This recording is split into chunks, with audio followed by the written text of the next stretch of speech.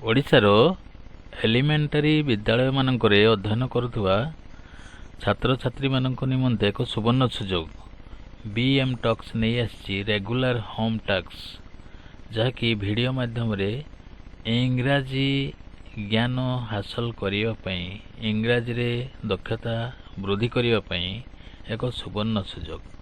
तो पिला माने एबे देखिवा यार प्रथम अध्याय B M talks initiatives for elementary students. Elementary स्तर रे पढ़ुवा पिला मानक निमंते बीएम टॉक्स एक अभिनव उपाय रे इंग्राजी दक्षता हासिल करने एवं इंग्राजी रे भल परफॉर्मेंस देवा सीरीज ऑफ वीडियोज एवं अपलोड करने को जाउछि। तो वीडियो रो फीचर्स कौन सब अच्छी देखिबा। एथिरे अछि making students more comfortable in English. इंग्राजी रे अति सहज रे घरे बसी दक्षता हासिल करबा पई यह एक अभिनव उपाय।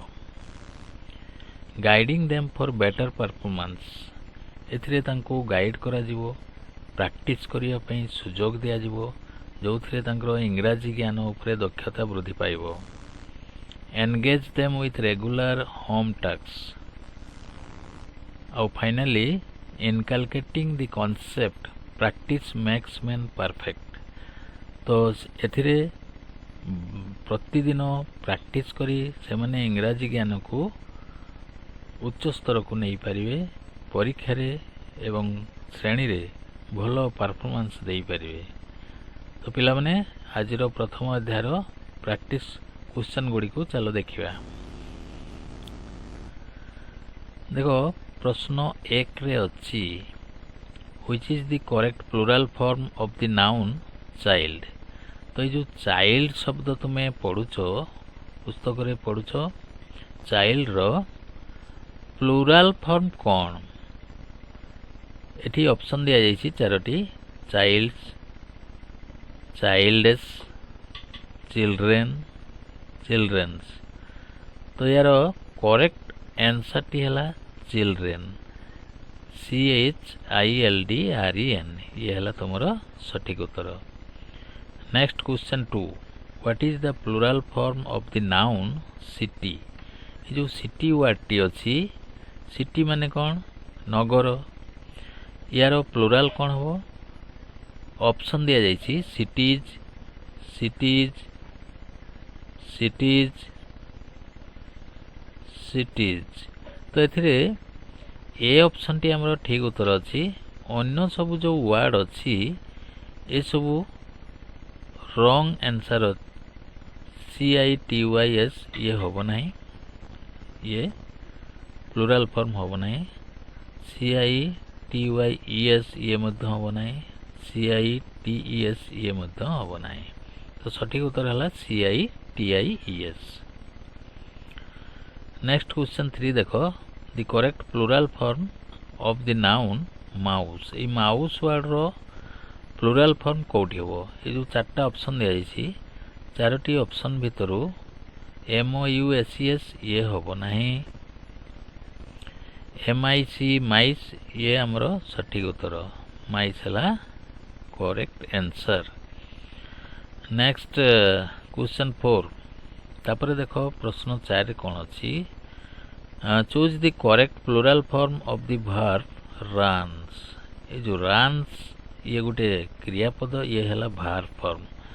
क्रियापद रो जतले प्लुरल में देखिबा प्लुरल रे एस लागी नथिबो, या को माने रखिबो।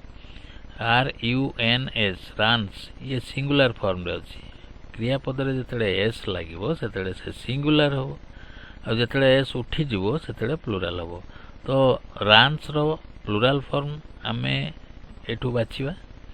ए रे अछि रनिंग, बी रे अछि रन, सी रे अछि रन्ड, डी रे अछि रन्सेस। तो हमरो करेक्ट आंसर हला RUN रन। एथिरे एस लागी नाही, ये हला सठिक आंसर। क्वेश्चन 5 रे देखो what is the plural form of the noun person. ये जो पर्सन वर्ड टी पर्सन रो plural form people, persons, persons, peoples. तो यार सठिक उत्तर है पीपुल PEOPLE। नेक्स्ट आम जा परवर्ती कौन प्रश्न अच्छी देखा क्वेश्चन 6 रे देख क्वेश्चन 6 रे अच्छी which is the correct plural form of the noun tooth. Tooth रो प्लूराल कौन एठी जो चारोटी ऑप्शन दिया जाइछि भलो भाबरे ताकू पढ़ी दियो। यार करेक्ट आंसर है TEETH। तो बी ऑप्शन टी हमरो ठीक उत्तर। क्वेश्चन 7 को देखो choose the correct plural form of the verb watches. ये जो वाचेस वर्ड टी अछि ये मध्य गोटे क्रियापद।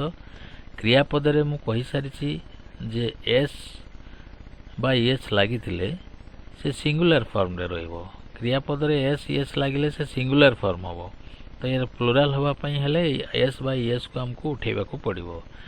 तो ये जो चारोटी ऑप्शन अछि ए मध्य ये जो डी ऑप्शन टी वाच ये हला वाचेस रो प्लूराल फॉर्म ये हमरो सठिक उत्तर। क्वेश्चन 8 रे देखो what is the plural form of the noun leaf. ये जो लीफ वर्ड अछि यार प्लूराल के होबो। यार प्लूराल ये जो चारोटी ऑप्शन मध्यरु हमरो बी ऑप्शन रे जो अछि लीव्स ये हला यार सठिक आंसर। LEAF लीफ को प्लूराल कले हमें जो एफ वर्डटा एफ लेटर टी अछि एफ लेटर को हमें उठे देकी कौन लिखिबा VES ता बदले हमें लिखिबा VES ताले ये प्लूराल होबो लीव्स। क्वेश्चन 9 को देखो क्वेश्चन 9 रे अछि the correct plural of the noun goose GOOSE गुज। गुज रो अर्थ कौन गुज हला हंस। तो यार प्लूराल फॉर्म कौन होबो ए जो चारोटी ऑप्शन अछि चारोटी ऑप्शन पढ़ी दियो। डी ऑप्शन टी यार करेक्ट आंसर GEESE गिज।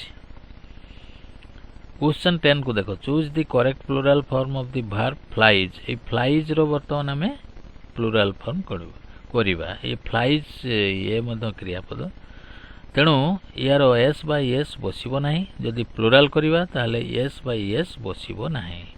तो चारटा ऑप्शन मध्यरु ए जो बी ऑप्शन टी अछि फ्लाई ये हला यार करेक्ट आंसर ये प्लूराल फॉर्म रे अछि। मने रखो केवल क्रियापद रे एस बसिले बा एस बसिले से सिंगुलर हुए आउ एस एस उठी गले से प्लूराल हुए।